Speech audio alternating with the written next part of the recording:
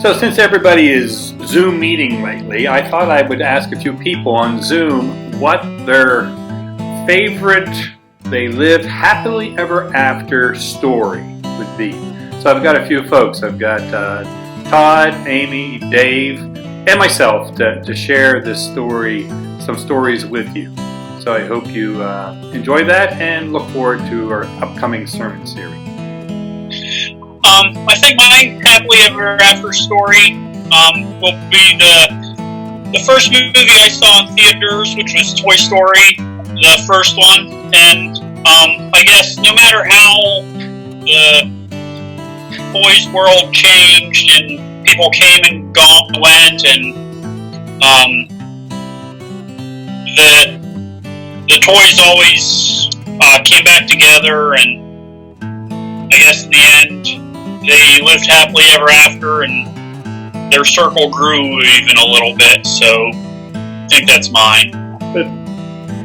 My happily ever after movie is Labyrinth. I loved that as a kid, and the main character is a teenager who doesn't think life is fair and is fed up with her life, and then she is sucked into an imaginary world where things are out of her control, and she's trying to get her baby brother back. And when she wakes up, she realizes that life is fair, she does have a good life, and that she should be appreciative for what she has.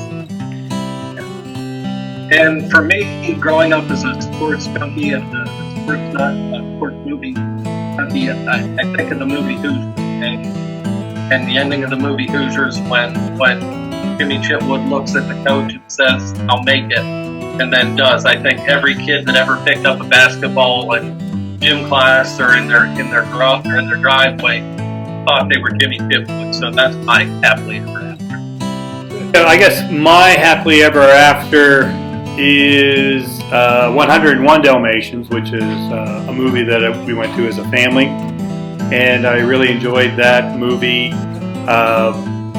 Again, because it was fun, but also it had a sense of victory over the bad Cruella DeVille and all the things she was doing. Of course, they lived happily ever after, all 101 Dalmatians in one apartment, so I'm not sure how real that was, but it was a fun movie to watch. And so, and the reality is that those happily ever after stories are nice and encouraging and sometimes inspiring, but they don't really match up to what really happens in life.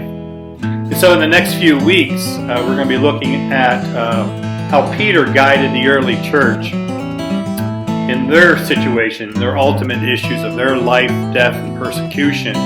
And I believe that he also helps guide us in today in our world and with the church.